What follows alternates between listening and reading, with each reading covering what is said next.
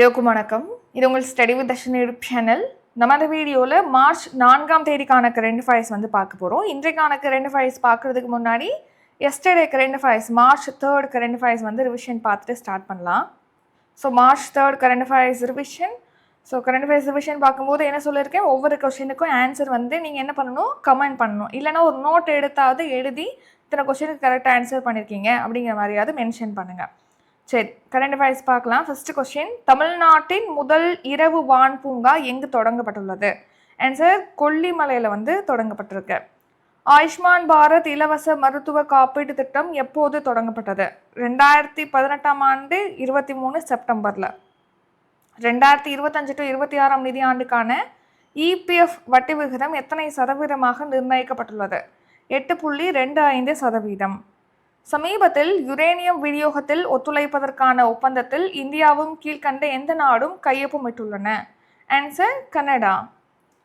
பாரத் மின்சார உச்சி மாநாடு 2026 எங்கு நடைபெற உள்ளது? Answer new Delhi. F-15 ரக போர் விமானம் கீழ்கண்ட எந்த நாட்டினுடையது? Answer United States. ஹோர்மூஸ் நீரிணை உலகின் எத்தனை சதவீத எண்ணெய் தேவையை பூர்த்தி செய்யக்கூடிய பகுதி? 20% எண்ணெய் தேவையை பூர்த்தி செய்யும். வளைகுடா ஒத்துழைப்பு கவுன்சில் எந்த ஆண்டு தொடங்கப்பட்டது? 1981ஆம் ஆண்டு. ஹிஸ்புல்லா அமைப்பு கீழ்கண்ட எந்த நாட்டை சேர்ந்தது? Answer Lebanon. தேசிய அறிவியல் தினம் எப்போது கொண்டாடப்படுகிறது? Answer February 28. மெரிடா ஓபன் மகளிர் டென்னிஸ் போட்டியில் ஒற்றையர் பிரிவில் வெற்றி பெற்றவர் யார்? Answer Cristina Bucsa. இப்போ உங்களுக்கு எல்லாருக்குமே ஒரு டாஸ்க் வந்து நான் கொடுக்க போகிறேன். என்னென்னா, எவ்ரிடே நம்ம கரண்ட் அஃபேர்ஸ் போடுறோம் இல்லையா, அதில் வந்து உங்கள் சிலபஸில் எனக்கு இந்த சிலபஸ்லேயே வராத கொஸ்டின் நீங்கள் வந்து கரண்ட் அஃபேர்ஸில் ஆட் பண்ணி கொடுத்துருக்கீங்க அப்படின்னு எந்த கொஸ்டின் உங்களுக்கு தோணுதோ அதை நீங்கள் கமெண்ட் பண்ணுங்கள். நான் வந்து என்னென்னு பார்க்குறேன். ஏன்னா கரண்ட் அஃபேர்ஸ் நான் 5 இயர்ஸாக போடுறேன். ஒரு ஸ்டூடெண்ட் வந்து சிலபஸ்லேயே இல்லாத கொஸ்டினை வந்து நீங்கள் கொடுக்குறீங்க, சம்மந்தமே இல்லாமல் கொஸ்டின் கொடுக்குறீங்க கரண்ட் அஃபேர்ஸு. இந்த டைமிங், இந்த வீடியோ டைமிங்கை வந்து இன்க்ரீஸ் பண்ணணுங்கிறதுக்காக இந்த மாதிரி பண்ணுறீங்க அப்படின்னு ஒருத்தவங்க கமெண்ட் பண்ணியிருந்தாங்க.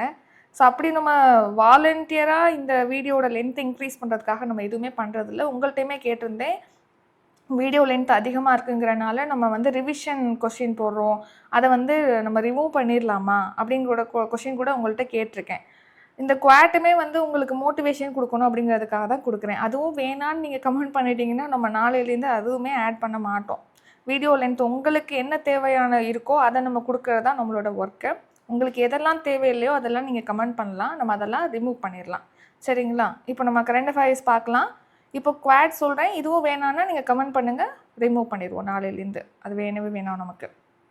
சரி, இன்றைக்கி என்ன குவாட் அப்படின்னா, with confidence you have own before you have started.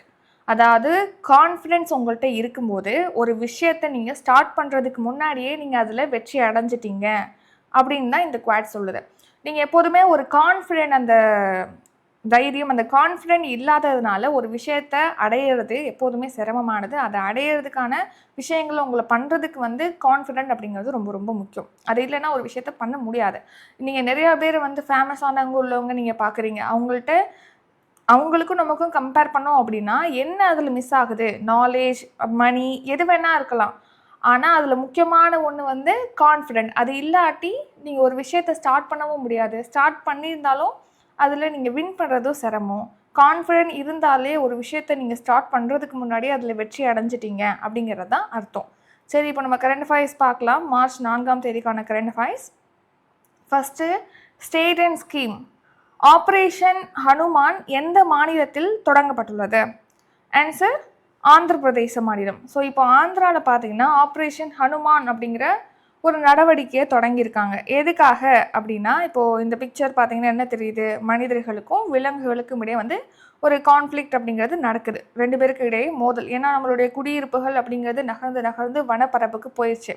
So அப்போ அந்த இடத்துல வனவிலங்குகள் நடமாட்டம் இருக்கும். ஸோ அதனால் மனிதர்கள் வந்து பாதிக்கப்படுவாங்க. இந்த மாதிரி நிறைய விஷயம், உணவுக்காக வனவிலங்குகள் வெளியில் வர்றது, இதெல்லாம் நடக்குது. ஸோ அந்த டைமில் மனிதர்கள் வந்து புலி தாக்கி உயிரிழந்துட்டாங்க, இந்த மாதிரி நியூஸ்லலாம் நம்ம பார்க்குறோம். இந்த மனிதர்களுக்கும் விலங்குகளுக்கும் இடையிலான இந்த கான்ஃப்ளிக்டை வந்து தடுக்கணும், குறைக்கணும் அப்படிங்கிற நோக்கத்தில் தான் இந்த ஹனுமான் திட்டம் அப்படிங்கிறத ஆந்திர பிரதேச மாநிலத்தில் தொடங்கி வச்சுருக்காங்க. யார் அப்படின்னா பவன் கல்யாண் தான் வந்து இதை தொடங்கி வச்சுருக்காங்க. ஸோ நெக்ஸ்ட்டு எதுக்காக அதிகரித்து வரக்கூடிய மனித வனவிலங்கு மோதல்களை நிவர்த்தி பண்ணுறதுக்காக. ஸோ டெக்னாலஜி யூஸ் பண்ணுறது, உடனடியாக இப்போ வனவிலங்குகள் வந்து அந்த இடத்துல காணப்படுது அப்படின்னா அதுக்கு உடனடியாக தீர்வு காண்றது, வனவிலங்குகளுடைய வாழ்விடத்தை இன்னும் மேம்படுத்துறது, இந்த மாதிரியான முன்னெடுப்புகள்லாம் இந்த ப்ராஜெக்டில் வந்து மேற்கொள்ளப்படும் சொல்லியிருக்காங்க இந்த ஆப்ரேஷனில். அடுத்ததாக ரீசன் நியூஸ் கட்ச் ரக்ஷக் செயலி. இது எதுக்காகனா யானைகளை கண்காணிக்கிறது, மனிதர்களுக்கும் யானைகளுக்கும் இடையே மோதல் நடக்குது இல்லையா, அதை குறைக்கிறதுக்காக.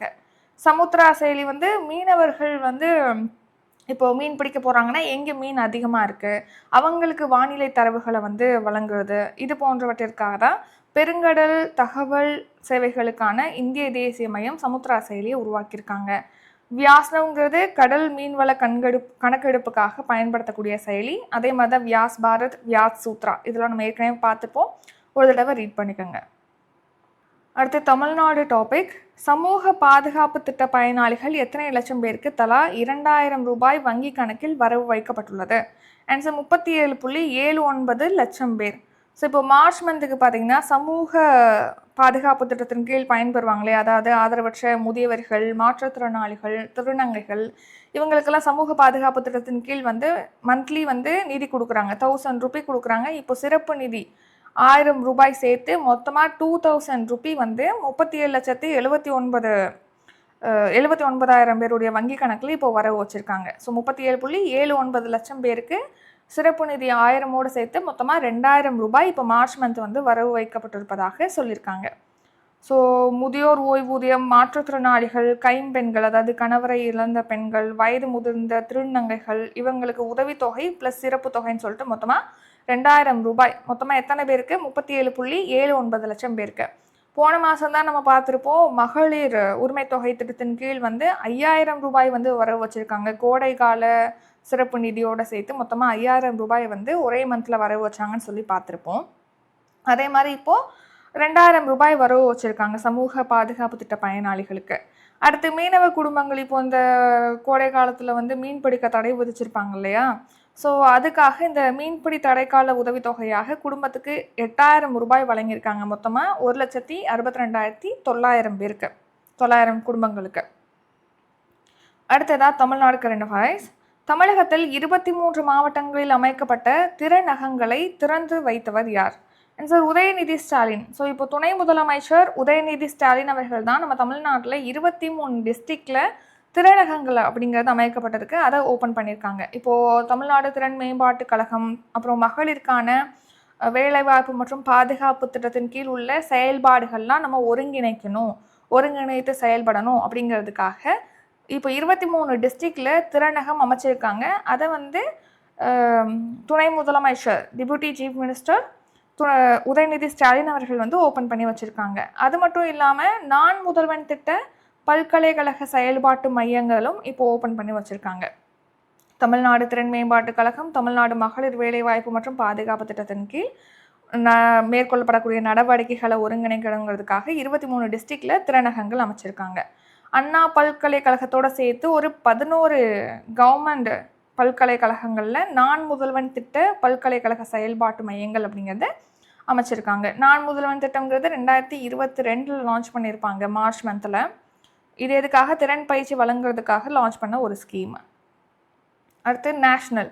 இப்போ அதுக்கு முன்னாடி இப்போ ஒரு ஸ்கீம் நம்ம பார்த்தோம்ல, தமிழ்நாடு பெண்கள் வேலைவாய்ப்பு மற்றும் பாதுகாப்பு திட்டத்தின் கீழ் உள்ள செயல்பாடுகள்லாம் ஒருங்கிணைக்க திறனகங்கள் அமைச்சிருக்காங்கன்னு சொல்லிட்டு, அதை நம்ம தமிழ்நாடு வி-சேஃப் ஸ்கீம் அப்படின்னு சொல்லிட்டு பார்ப்போம். இந்த ஸ்கீம் வந்து எந்த வங்கியோட நிதி உதவியோடு செயல்படுத்தப்படுகிறது, லான்ச் பண்ணியிருக்காங்க அப்படிங்கிறத கமெண்ட் பண்ணுங்கள். மொத்த நிதி இந்த ஸ்கீமுக்கு மொத்தமாக எவ்வளோ நிதியானது ஒதுக்குறாங்க அப்படிங்கிறதையும் கமெண்ட் பண்ணுங்கள். இது உங்களுக்கான கொஸ்டின். நீங்கள் கமெண்ட் பண்ணும்போது கொஸ்டின் ஆஃப் த டே அப்படின்னு சொல்லி போட்டு அதுக்கான ஆன்சர் அப்படிங்கிற மாதிரி மென்ஷன் பண்ணுங்கள். அடுத்து நேஷ்னல் கரண்ட் அஃபேர்ஸ். கச்சா எண்ணெய் தேவையில் சுமார் எத்தனை சதவீதத்தை இறக்குமதி மூலம் இந்தியா பூர்த்தி செய்கிறது? 88%. 88% கச்சா எண்ணெய் தேவைங்கிறது நம்ம வெளிநாடுகள்லேருந்து இறக்குமதி செஞ்சு தான் நம்ம பூர்த்தி செஞ்சுக்கிறோம். ஸோ அப்போது இப்போ நம்ம வந்து சுயமாக செயல்பட முடியுமா, தற்சார்பு இந்தியா, நம்ம மேக் இன் இந்தியா, இந்த மாதிரி நிறையா ஸ்கீம் இருந்தாலும் கச்சா எண்ணெய்க்கு நம்ம வெளிநாடுகளை சார்ந்து தான் 88% இருக்கிறோம். ஸோ அப்படி இருக்கும்போது இப்போ ஈரான் மோதல் ஈரான் மீது அமெரிக்கா இஸ்ரேல் மோதல் அப்படிங்கிறது தொடங்கியிருக்காங்க. அதனால ஹோர்மோஸ் நீரிணை இருக்கு இல்லையா, அந்த நீரிணையில் சரக்கு கப்பல்கள் கொண்டு போகிறது அப்படிங்கிறது இப்போ ஸ்டாப் பண்ணிட்டாங்க. அந்த வழியாக தான் உலக அளவில் 20% கச்சா எண்ணெய் தேவை அப்படிங்கிறது பூர்த்தி செய்யப்படுது. அந்த வழியாக தான் 20% கச்சா எண்ணெய் உலக தேவையை பூர்த்தி செய்கிற அளவுக்கு கொண்டு வராங்க. இப்போது இந்த காரணத்தினால நம்ம 88% இறக்குமதியை செய்து தான் இருக்கோம். அதுலேயும் 50% வந்து இந்தியாவுடைய தேவையை இந்த ஹோர்மோஸ் நீரிணை வழியாக தான் நம்ம பூர்த்தி செய்கிறோம்.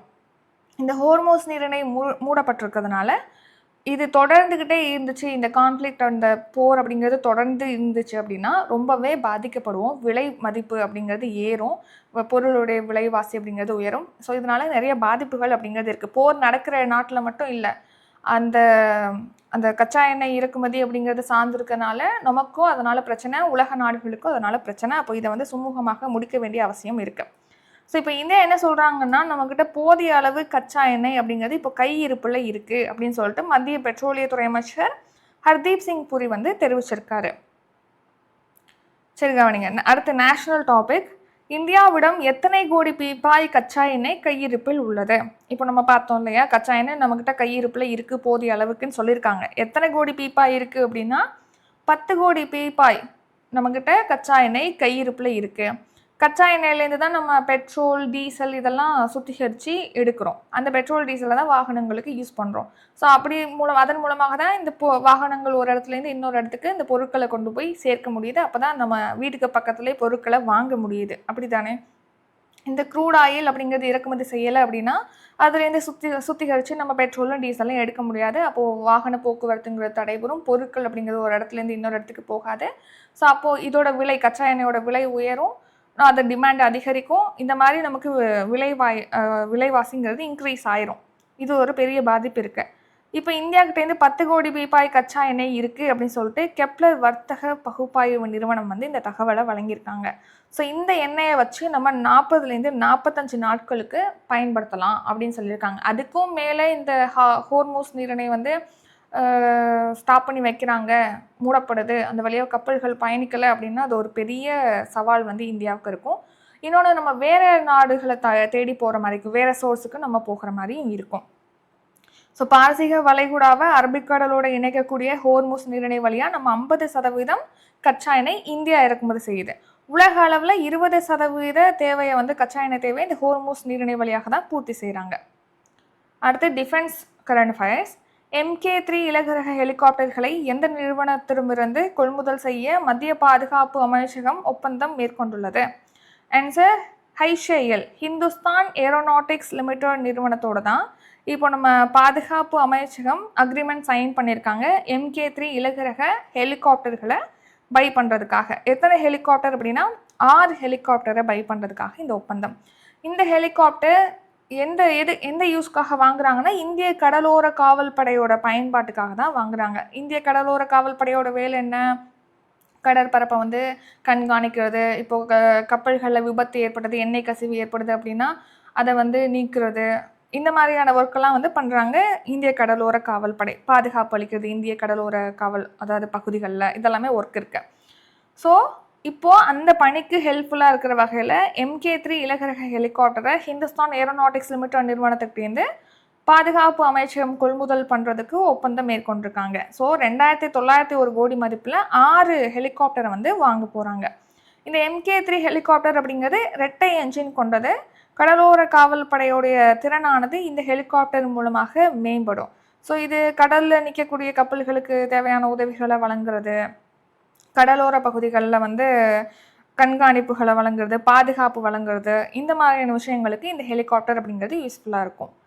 அது மட்டும் இல்லாமல் இந்த ஹெலிகாப்டர் வாங்குறாங்க ரஷ்யாக்கிட்டேருந்து ஏவுகணை, அப்புறம் ஏவுகணை ஏவக்கூடிய அமைப்புகளையும் இப்போ வாங்குறதுக்காக ஒப்பந்தம் போட்டிருக்காங்க. ரஷ்யாவுடைய JSC ரோசோபோரோன் எக்ஸ்போர்ட் நிறுவனத்தோட 2182 கோடி மதிப்பீட்டில் இப்போ ஒப்பந்தம் அப்படிங்கிறது மேற்கொள்கிறாங்க. இந்திய கடற்படையில் போர்க்கப்பல்களில் ஏவுகணையை யூஸ் பண்ணுறது, ஏவுகணை ஏவும் அமைப்புகளை யூஸ் பண்ணுறதுக்காக கொள்முதல் பண்ணுறாங்க. அடுத்து books and authors. 7th question, Mahatma a great communicator என்ற புத்தகத்தை வெளியிட்டவர் யார்? ஆன்சர் மன்சுக் மாண்டவியா. மத்திய அமைச்சர் மன்சுக் மாண்டவியா தான் Mahatma Gandhi a great communicator அப்படிங்கிற தலைப்பிலான புத்தகத்தை வந்து ரிலீஸ் பண்ணியிருக்காரு. ஸோ இப்போ நீங்கள் ஒரு விஷயத்தை இன்னொருத்தவங்கள்ட்ட சொல்லணும் அப்படின்னா அது கம்யூனிகேஷன் அப்படிங்கிறது ரொம்ப முக்கியம். எல்லாராலுமே எல்லாருக்கும் தேவையான சரியான முறையில் ஒரு கம்யூனிகேஷன் பண்ணுறது அப்படிங்கிறது ஈஸி கிடையாது. ஸோ மகாத்மா காந்தி அப்படிங்கிறது சுதந்திர போராட்ட வீரராக இருந்திருக்காரு, நிறைய இயக்கங்களை நடத்தியிருக்காரு, மக்களோட சரியான கம்யூனிகேட்டராக விளங்கியிருக்காரு. அதை வந்து விளக்கும் வகையில் தான் இந்த புத்தகத்தை எழுதியிருக்காங்க. ஸோ இது வந்து நியூ டெல்லியில் மத்திய அமைச்சர் மன்சுக் மாண்டவியா வந்து ரிலீஸ் பண்ணியிருக்காங்க. யார் இதை எழுதியிருக்காங்க, ஆத்தர் யார்னா தீரஜ் ககாடியா. ஸோ இவர் வந்து ஆகாஷ்வாணியுடைய கூடுதல் இயக்குனர் ஜெனரலாக இருக்கார். ஸோ இது யார் பப்ளிஷ் பண்ணுறா அப்படின்னா நவஜீவன் அறக்கட்டளை தான் பப்ளிஷ் பண்ணுறாங்க, ஹிந்தி, இங்கிலீஷ், குஜராத்தி அப்படின்னு சொல்லிட்டு. ஸோ மகாத்மா காந்தியுடைய வாழ்க்கையை பற்றி இந்த புத்தகம் சொல்லுது. அது மட்டும் இல்லாமல் அவருடைய கம்யூனிகேஷன் ஸ்கில்ஸ் பற்றி இந்த புத்தகம் அப்படிங்கிறது விவரிக்குது. எந்த அளவுக்கு இவருடைய கம்யூனிகேஷன் ஸ்கில்ஸ் வந்து இந்திய சுதந்திர போராட்டத்தில் முக்கிய பங்களிப்பாக ஆற்றிருக்கு அப்படிங்கிற மாதிரி. அடுத்து ரீசன்ட் நியூஸ், சமீபத்தில் ரிலீஸ் ஆன புக் அப்படின்னு பார்த்தீங்கன்னா ரெட் லைன்ஸ் ரெட்ரான், operation Sindoor and India's new normal அப்படிங்கிற தலைப்பிலான புத்தகத்தை உபேந்திர துவிவேதி எழுதியிருக்காரு. அதாவது உபேந்திர துவிவேதி வந்து ரிலீஸ் பண்ணியிருக்காரு. யார் யார் எழுதியிருக்காங்கன்னா மேஜர் ஜெனரல் பிபின் பக்ஷி, ஏர் மார்ஷல் ராஜேஷ்குமார், அப்புறம் தூதர் அனில் திரிகுணாயத், பிரிகேடியர் அகிலேஷ் பார்கவா, இவங்கெல்லாம் எழுதியிருக்காங்க. அடுத்து பிரேம் பிரகாஷ் எழுதிய இந்தியா புறக்கணிக்கப்பட்ட வரலாறும் சமீபத்தில் ரிலீஸ் பண்ணாங்க அந்த புத்தகமும். அக்னி சரசுலே விகசிஞ்சன கமலம் திரௌபதி முர்மு அப்படிங்கிற தலைப்பிலான புத்தகத்தை யார்லகட்டா லக்ஷ்மி பிரசாத் வந்து எழுதியிருக்காரு. இப்போ உங்களுக்கான கொஸ்டின், சமீபத்தில் வந்து நம்ம முப்படை தலைமை தளபதி அனில் சௌஹான் எழுதின புத்தகம் பற்றி ஒரு கான்ட்ரவர்சி போனுச்சு இல்லையா, அது என்ன புத்தகம், அந்த புத்தகத்தோட தலைப்பு என்ன அப்படிங்கிறத கமெண்ட் பண்ணுங்கள். இது உங்களுக்கான கொஸ்டின். அடுத்து ஆபிச்சுவரி டாபிக், சமீபத்தில் காலமான KP உன்னிகிருஷ்ணன் கீழ்கண்ட எதனோடு தொடர்புடையவர்? ஆன்சர் முன்னாள் மத்திய அமைச்சர். ஸோ ஃபார்மர் யூனியன் மினிஸ்டர் தான் இந்த KP உன்னிகிருஷ்ணன். இப்போ சமீபத்தில் காலமாயிட்டார். ஸோ இவர் கேரளாவை சேர்ந்தவர். இவர் 1980 1990 வரைக்கும் பார்த்திங்கன்னா இந்தியாவில் முக்கியமான ஒரு பொலிட்டீஷியனாக இவர் விளங்கியிருக்காரு. ஸோ இவர் கேரளா சேர்ந்தவர்னு பார்த்தோம் இல்லையா, வடகரா தொகுதியில் மக்களவை உறுப்பினராக 6 டைம் வந்து இவர் தேர்வு செய்யப்பட்டிருக்காரு. முன்னாள் பிரதமர் VP சிங்கருடைய அமைச்சரவையில் இவர் அமைச்சராக இருந்திருக்காரு. 1980 1990 காலகட்டத்தில் தரைவழி போக்குவரத்து மற்றும் அதாவது சாலை போக்குவரத்து மற்றும் தகவல் தொடர்பு துறை அமைச்சராக இவர் இருந்திருக்காரு. இம்பார்ட்டன்ட் டே, உலக வன உயிரின தினம் எந்த நாளில் அனுசரிக்கப்படுகிறது? Answer March 3. ஸோ ஒவ்வொரு வருஷமும் மார்ச் 3 நம்ம வேர்ல்டு வைல்ட் லைஃப் டே, உலக வன உயிரின தினம் அப்படிங்கிறது செலிப்ரேட் பண்ணுறோம். வன உயிரினங்களை பாதுகாக்கிறது, அது குறித்த விழிப்புணர்வை மக்கள்கிட்ட ஏற்படுத்துறதுக்காக இந்த வேர்ல்டு வைல்ட் லைஃப் டே அப்படிங்கிறது செலிப்ரேட் பண்ணுறோம்.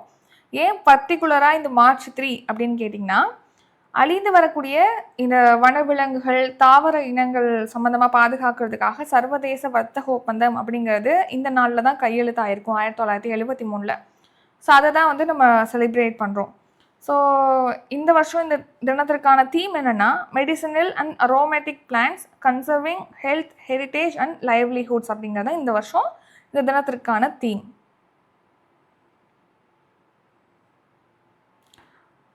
அடுத்ததாக ஷார்ட் நியூஸ், 2025 to 26 நிதியாண்டின் முதல் 3 காலாண்டில் இந்தியாவுக்கு இப்போது FDI வந்திருக்கும் இல்லையா, அது 18% அதிகரிச்சிருக்குன்னு சொல்லியிருக்காங்க. எவ்வளவா எட்டிருக்கு இந்த அந்நிய நேரடி முதலீடுனா $4787 கோடி.